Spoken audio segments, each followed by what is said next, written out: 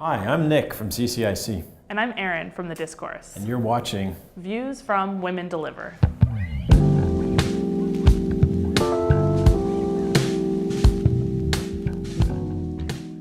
Hello everyone, it is day 3 of Views from Women Deliver, and I'm delighted to be here today with Nick from CCIC and these two wonderful guests. We're going to give you an inside view on some of the announcements that we've heard. My name is Erin, and I'm the founder and CEO of The Discourse, a digital news media company based here in Vancouver. And I'd love to start by acknowledging that we're on the unceded territories of the Tsleil-Waututh, Musqueam, and Squamish people, and I'm so delighted and privileged to call this land my home as well. So we heard a bunch of big announcements since we last offered a video. Of course, today, a major announcement for women's and girls' health that really places Canada as a leader in this space with a $1.4 billion investment, $700 million a year, or $1.4 million a year. 700 of that earmarked specifically for reproductive health over 10 years. So this really is fulfilling what the sector was asking for, and I'm really excited to hear from you guys on the inside of what that means for the sector. And also a number of other announcements. Women's Entrepreneurship Fund was extended today. On Sunday, we heard about the Equality Fund. So we're going to talk about that today, and starting with, maybe I'll ask Nick if you could just give your top line on what this means for the sector, and then we'll invite you both to introduce yourselves.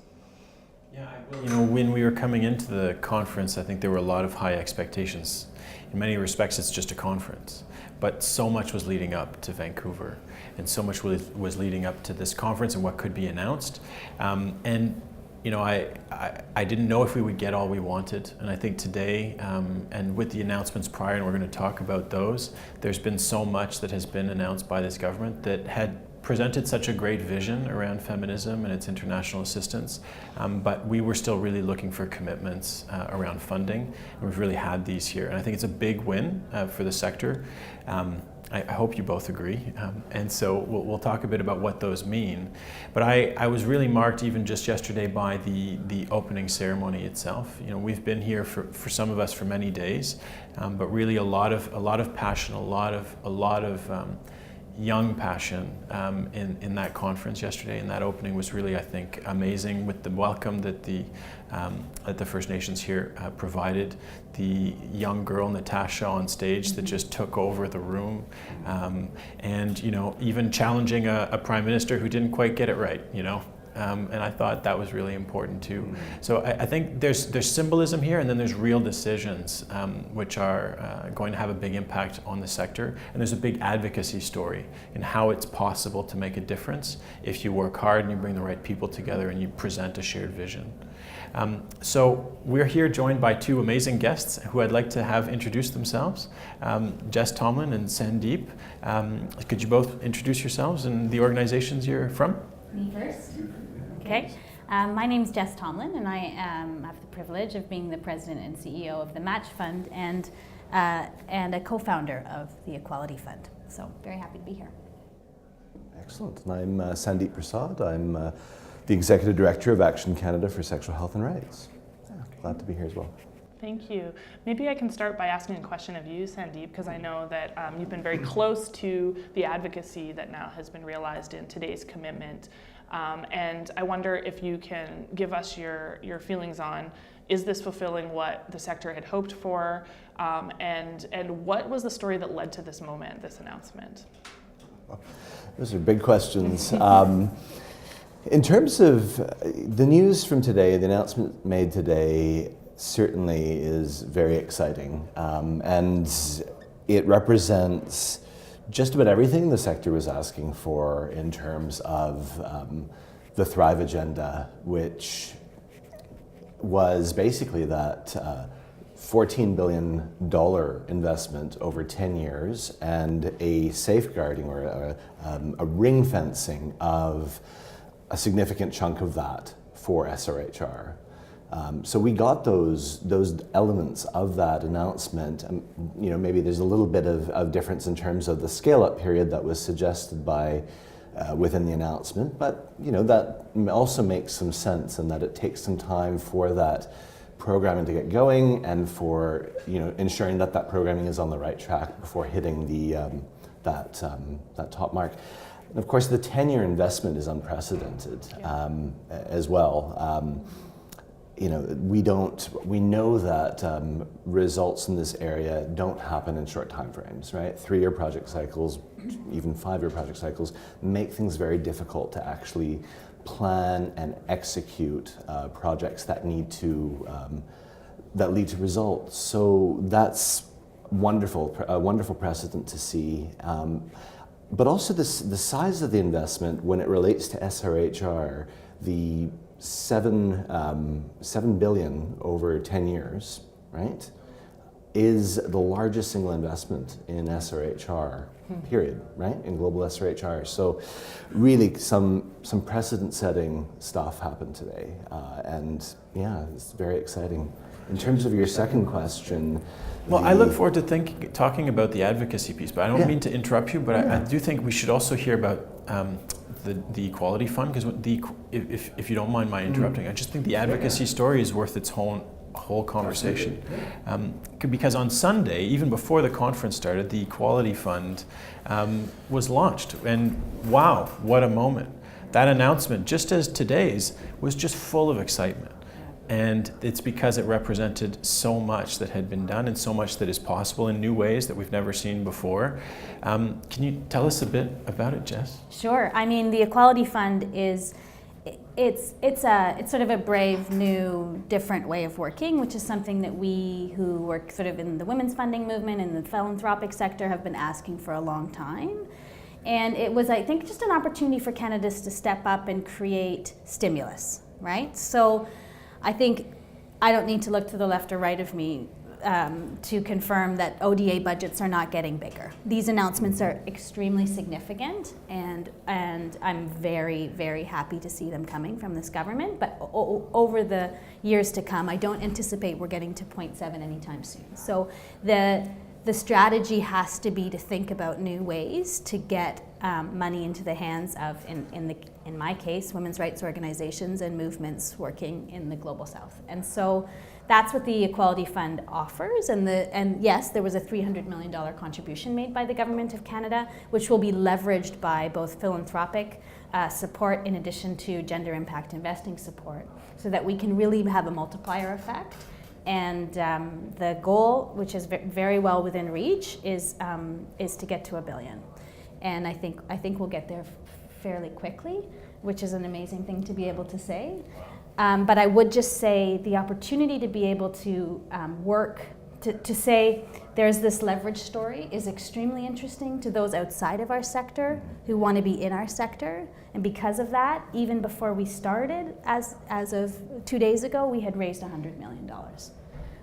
Because that partnership is something new and fresh, and others want to be part of that story. And the government lends a certain credibility and legitimacy, and so there's something there.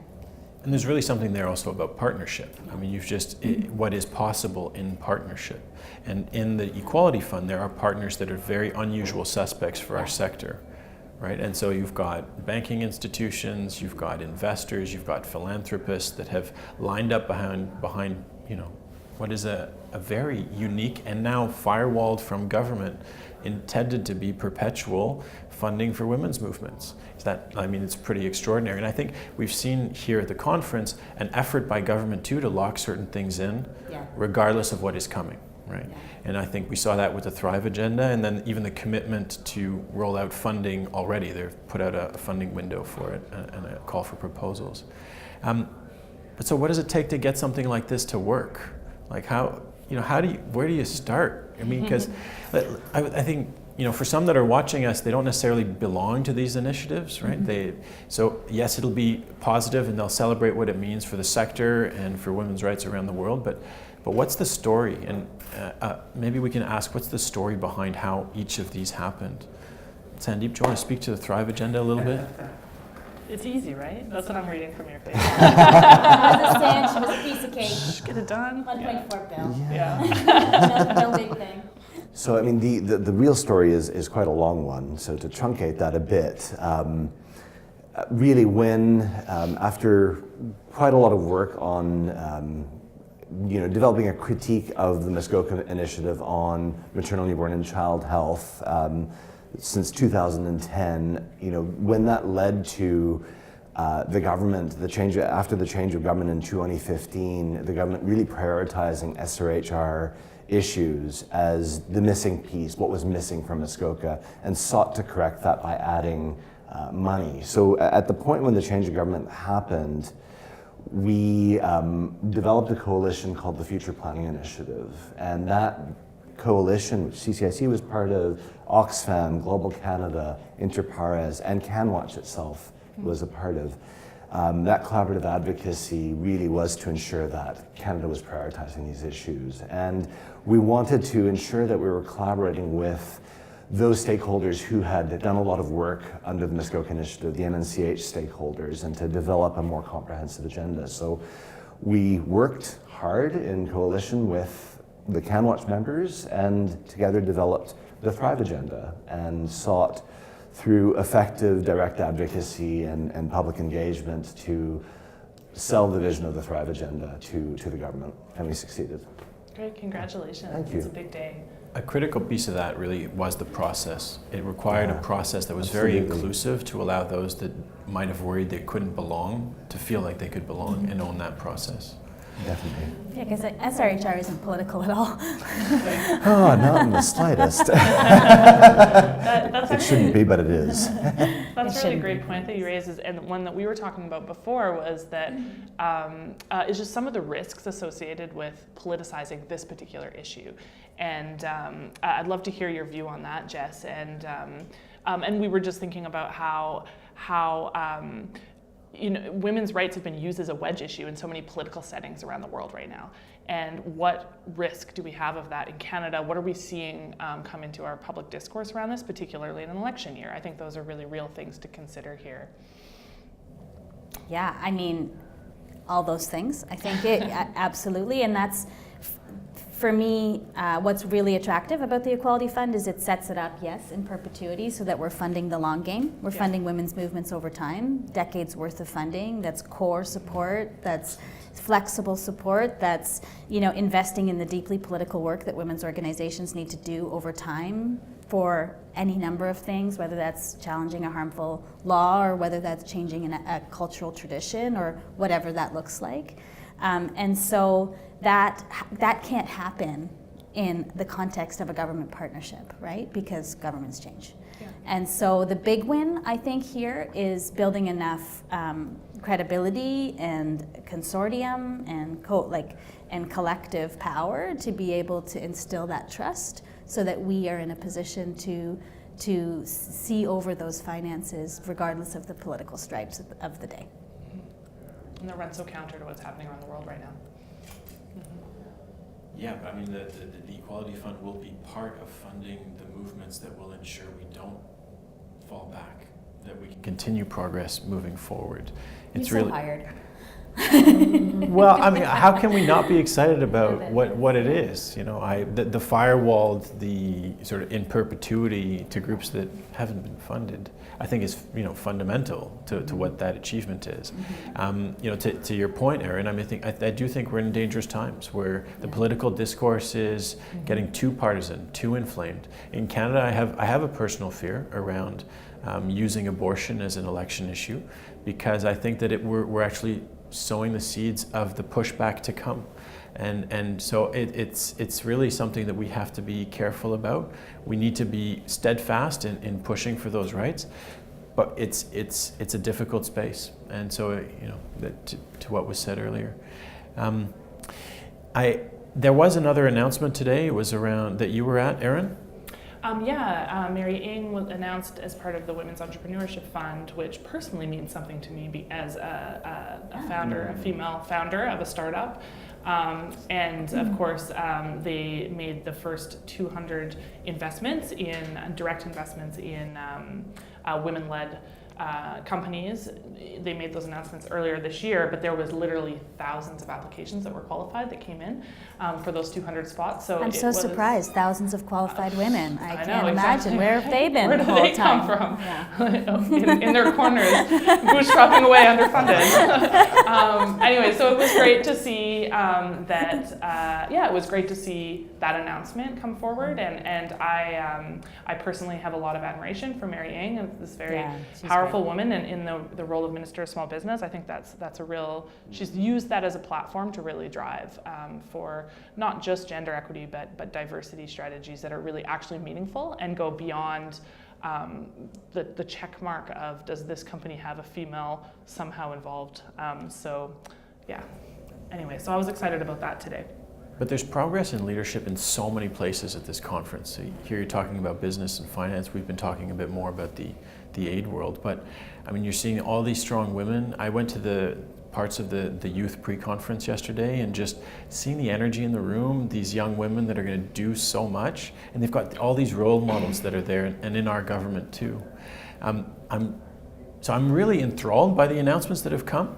And now I'm wondering, civil society's been used to sort of criticizing government. What does this, mean for us, that they've done so well, and in terms of these commitments, and we're going into an election, and we're seeing some of the electioneering, and so have you any thoughts about that? What does that mean for us at civil society?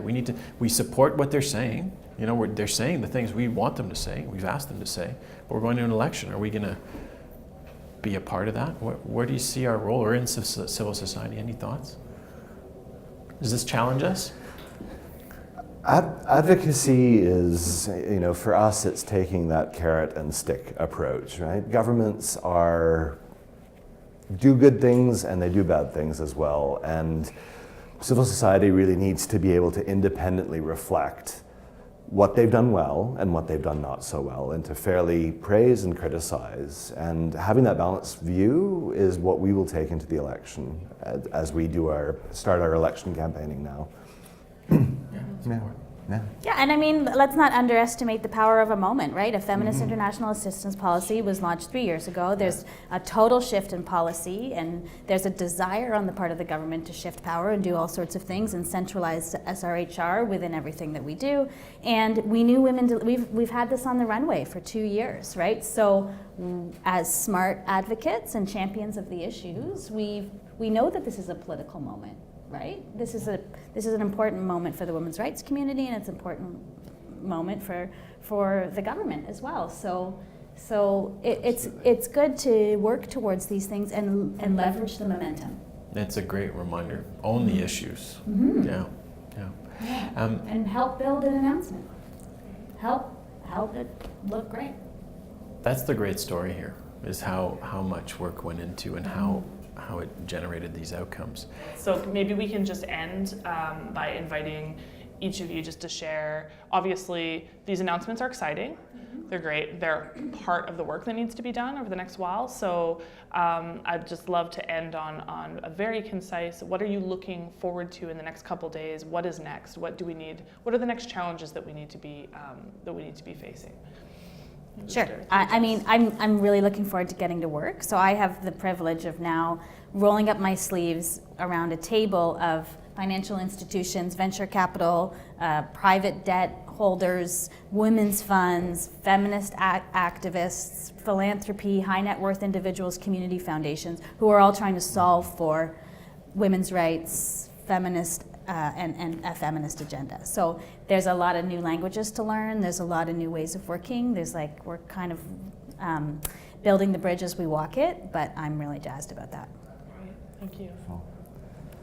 So I'm celebrating for the next couple of days. Fair enough.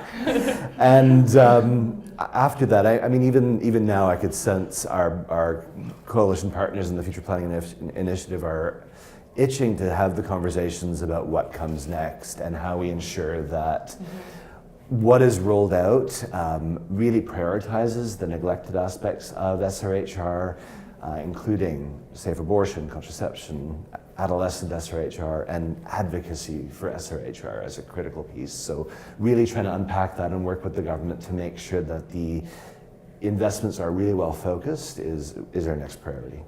Great, thank you. Thank you. And that was today's episode of Views from Women Deliver. And we're going to be back tomorrow on day 4 with more guests and great insights to share with you. See you then.